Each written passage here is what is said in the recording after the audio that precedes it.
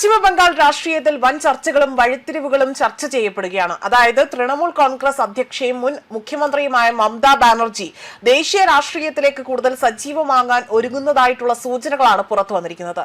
അതായത് പ്രധാനമന്ത്രി നരേന്ദ്രമോദിയെ വീഴ്ത്തിക്കൊണ്ട് ആ കസേരയിലേക്ക് അല്ലെങ്കിൽ ദേശീയ രാഷ്ട്രീയത്തിലേക്ക് മോദിയേക്കാൾ മുൻപന്തിയിൽ എത്തണമെന്ന വാശിയും വൈരാഗ്യത്തോടും കൂടി തന്നെ ഇപ്പോൾ മമതാ ബാനർജി ദേശീയ രാഷ്ട്രീയത്തിലേക്ക് ചുവടുവെക്കാൻ ഒരുങ്ങുന്നു എന്ന സൂചനയാണ് പുറത്തു വന്നിരിക്കുന്നത്.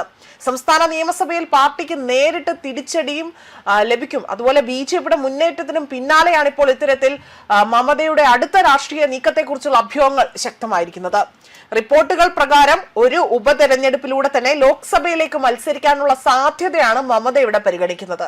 ഇതിനായി തന്നെ നിലവിൽ ബഹാറംപൂർ മണ്ഡലത്തിലെ പ്രതിനിധീകരിക്കുന്ന ഒരു മുൻ ഇന്ത്യൻ ക്രിക്കറ്റ് താരവും തൃണമൂൽ കോൺഗ്രസ് MPയുമായ യൂസഫ് പാത്താൻ തന്റെ സീറ്റ് ഒഴിഞ്ഞുകൊടുക്കാൻ തയ്യാറാകും എന്നതാണ് ഇപ്പോൾ രാഷ്ട്രീയ വൃത്തങ്ങളിൽ കൂടുതലായി തന്നെ ചർച്ച ചെയ്യപ്പെടുന്നത്.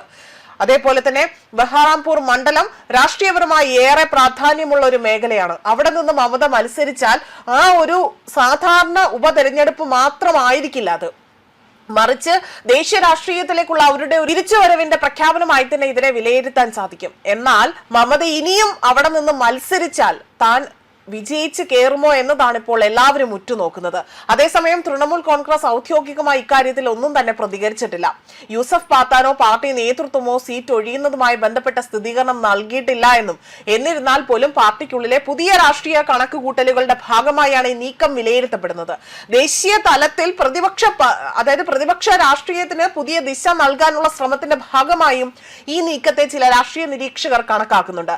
പാർലമെന്റിൽ നേരിട്ടുള്ള സാന്നിധ്യം ഉറപ്പാക്കുന്ന ിലൂടെ തന്നെ ദേശീയ വിഷയങ്ങളിൽ കൂടുതൽ ശക്തമായ ഇടപെടൽ നടത്താനും ഇത് കൂടുതൽ കണക്കുകൂട്ടലുകൾ നടത്തുന്നുണ്ട് എന്നതാണ്, അല്ലെങ്കിൽ അതിൽ കൂടുതൽ കണക്കുകൂട്ടലും മമതയ്ക്കുണ്ട് എന്നതാണ് വിലയിരുത്തൽ. അതേസമയം മമതാ ബാനർജി ലോക്സഭയിലേക്ക് മത്സരിക്കുമോ അതോ യൂസഫ് പാത്താൻ സീറ്റ് ഒഴിഞ്ഞു കൊടുക്കുമോ എന്നതും ഒരു ചോദ്യചിഹ്നമായി മാറുന്നുണ്ട്.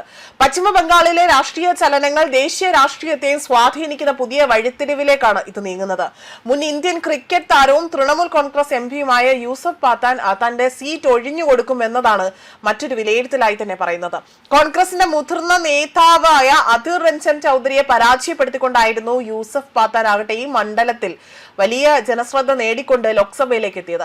കാലാവധി തികയുന്നതിന് മുൻപേ തന്നെ രാജിവെക്കുന്നതിനോട് യൂസഫ് പാത്താന് പൂർണ്ണ യോജിപ്പില്ല എന്നും ചില ദേശീയ മാധ്യമങ്ങൾ റിപ്പോർട്ട് ചെയ്യുന്നുണ്ട്. അതേസമയം ബംഗാളിൽ നിലനിൽക്കുന്ന ശക്തമായ വർഗീയ ധ്രുവീകരണവും BJPയുടെ വൻ മുന്നേറ്റവും കാരണം ഉപതെരഞ്ഞെടുപ്പിലൂടെ തന്നെ ലോക്സഭയിലേക്ക് എത്തുക എന്നത് മമതയ്ക്ക് അത്ര ഒരു എളുപ്പമായിരിക്കില്ല എന്നതാണ് രാഷ്ട്രീയ നിരീക്ഷകർ ഇവിടെ വിലയിരുത്തുന്നത്. ന്യൂസ് ഡെസ്ക് കർമ്മ ന്യൂസ്.